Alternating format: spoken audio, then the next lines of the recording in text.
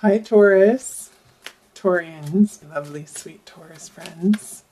Welcome to Ananda Tribe. This is Amanda. Welcome back to the channel if you are returning. And if this is your first time finding me, welcome to the channel.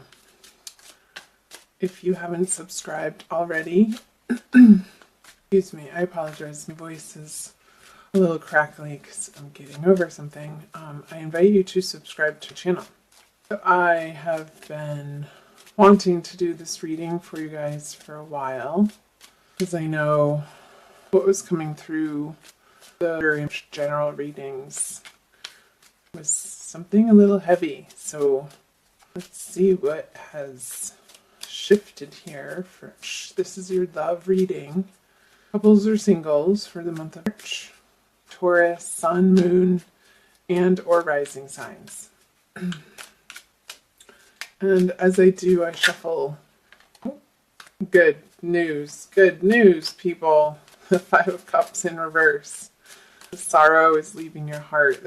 I feel like there's been a lot of self-introspection and healing going on for Taurus energy for the past couple of months. And I love seeing the Five of Cups in reverse that jumped out. But I'm going to put it back. And this is a little different from the previous love reading from February. I'm changing things up. I'm trying different spreads. So we'll do masculine on this side, feminine on this side, and then the outcome card in the middle. I hope voice holds up. Sorry. Oh, I didn't drink water either. I have to stop and get some water. Alright, Taurus.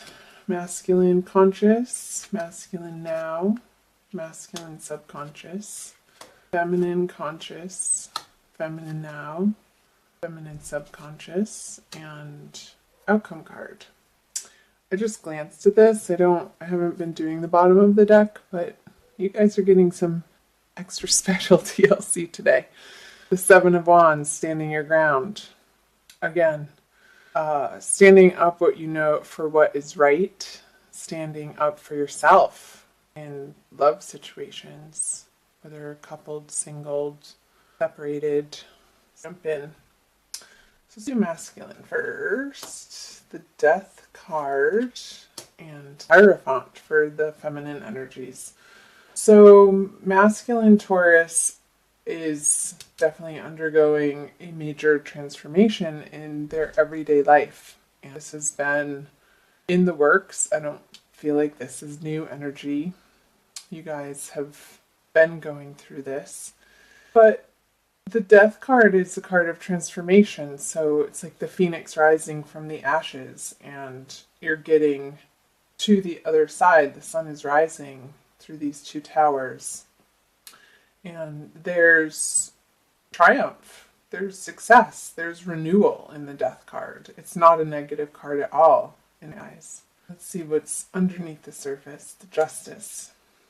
Masculine Taurus energies for the month of May feel like they're not getting their due fair share in a situation. And I feel like this is also part of and prompting the transformation, like how you're dealing with it in the outer world and how you're dealing with perhaps another person that either you've been in court with or you've been going back and forth with over resources and who's owed what and who's due their fair share in terms of maybe splitting up assets if this is a separation. And I know from the comments that you guys have shared with me from last month and also on the reading, especially, that this energy was resonating with a lot of you. So yeah, the Ace of Pentacles not getting your due fair share masculine. However, these two energies are prompting, they're the grist for the mill for your transformation. I feel like you're undergoing a process of letting go of understanding truly what you value.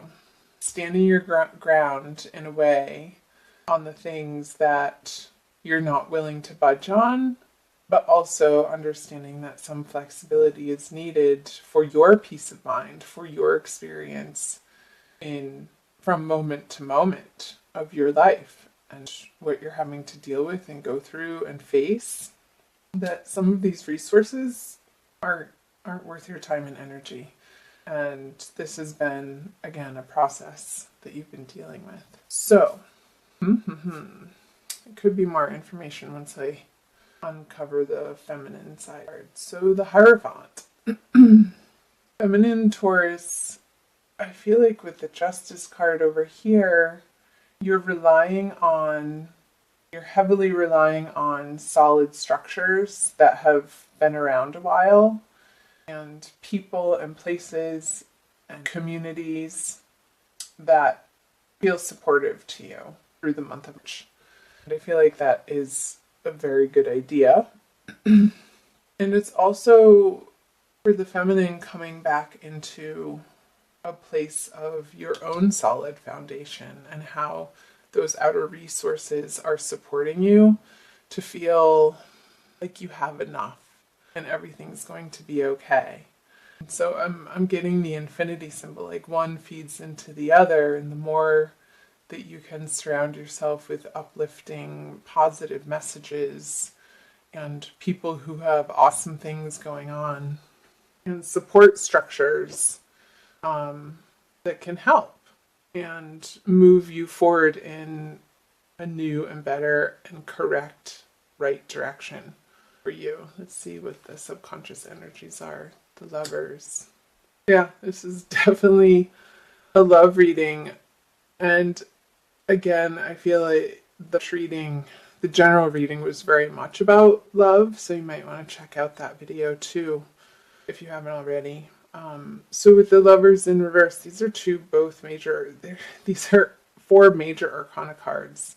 And what's underneath in the subconscious is, again, undergoing this reevaluation of what you thought, what love is to you at its truest, most highest sense, and what in the past maybe your approach to love. And I feel like it's getting flipped on its head here in the month of March, but for the good. Like, I feel like this is a positive step and a positive undertaking that you're dealing with, feminine, so that you can really get to the root of what you stand for self-love. And I feel like this is really rooting down into how you treat yourself ultimately. And how you treat yourself is reflected in your outer relationships.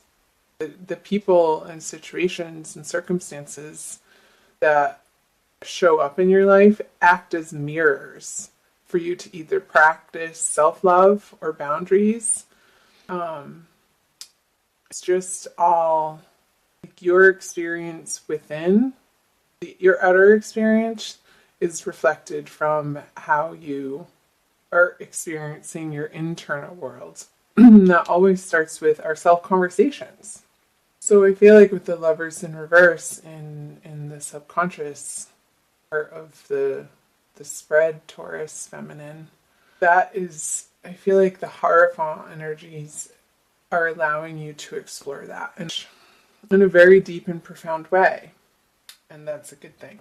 And the 4 of Cups in reverse in your conscious energies. Upright, this card would say to me that you're being a little stubborn and you're focusing on other things other than somebody's trying to help you. But in reverse, you're letting this help in. You're more open and tender and willing to receive. I feel like when it's reverse, his arms become uncrossed and his whole crossed energy becomes more open. So that you feel more safe to be coming from more of an honest and true and vulnerable place. And I feel like you've been through so much that your defenses, you're just like, you can't even uphold them anymore. You're just too tired to even do that. And the rawness of maybe your experience has worn you down to a point where it's like you're surrendering to the help now in the month of March. So good. All right, the outcome card. The Fool.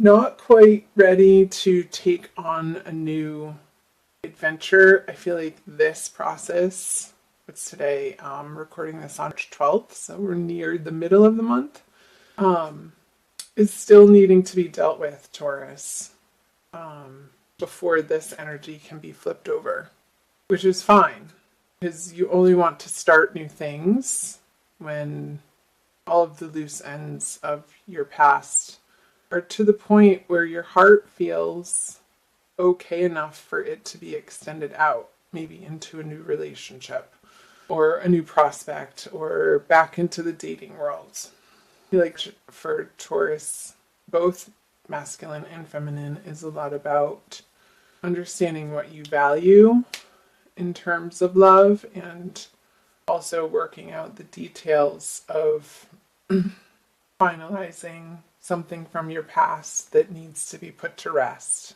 so that you can turn this over and move forward. And you are moving forward. There's definite forward movement here with all of the major arcana cards. It's a big month again for you. It's coming up, like I said earlier, in the general reading for you. So I'm going to pull you an oracle card from the Crystal Wisdom Healing Oracle deck by Judy Hall for an additional message for the month of March for Taurus. Sun, Moon, and Rising. General love reading. Again, I'm so sorry for my voice. I'm getting over some allergy stuff. And I really wanted to get this out to you guys. So thanks for bearing with me on that. This one. Ooh, lovely. That's awesome. Carnelian. It almost looks like the planet Mars to me. That fiery red energy. It's orange. So number 7, I'll read from the book too, but this is coming up for the second chakra of self-value, self-love, self-worthiness, and creativity.